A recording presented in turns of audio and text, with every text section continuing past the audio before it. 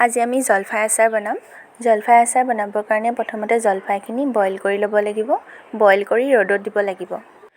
তাৰপিছত গৰম তেলত এয়া মই দিছোঁ আদা, জলকীয়া, শুকান জলকীয়া আৰু কেঁচা জলকীয়া দিছোঁ। ধুনীয়াকৈ এইখিনি ভাজি থাকিব লাগিব ল' ফ্লেমত। তাৰপিছতে এয়া মছলা দিছোঁ, পাঁচফোৰণ, জিৰা, ধনিয়া এইবোৰ মছলা চব পিচি পিনে একেলগতে দি দিছোঁ। তাৰপিছত ইয়াত অকণমান লৰাব লাগিব।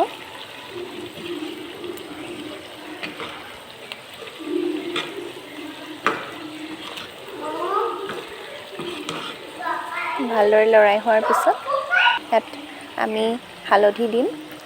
বেছি হালধি দিব নালাগে, নহ'লে হালধি গোন্ধটো অলপ বেছিকৈ আহে। অলপ দিলে হ'ল। আৰু এয়া নিমখ দিছোঁ। সোৱাদ অনুসাৰে আমি নিমখ দিম। তাৰপিছত এয়া লৰাই আছোঁ।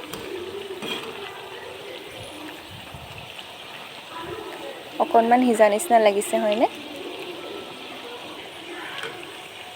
এয়া দেখিছেনে? তাৰপিছতে এয়া বইল কৰি থোৱা জলফাইখিনি এইখিনি অলপ হাতেৰে মোহাৰি মোহাৰি ভাঙি দিব।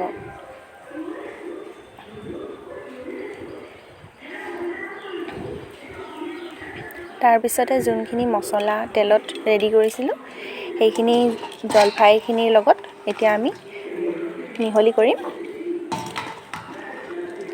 ভালদৰে মিহলি কৰি এনেদৰে আমি ঘৰতে আমি জলফাই আচাৰ প্ৰস্তুত কৰিব পাৰোঁ। ভিডিঅ'টো চাই ভাল পালে লাইক, কমেণ্ট, শ্বেয়াৰ আৰু চেনেলটো ছাবস্ক্ৰাইব কৰি দিব।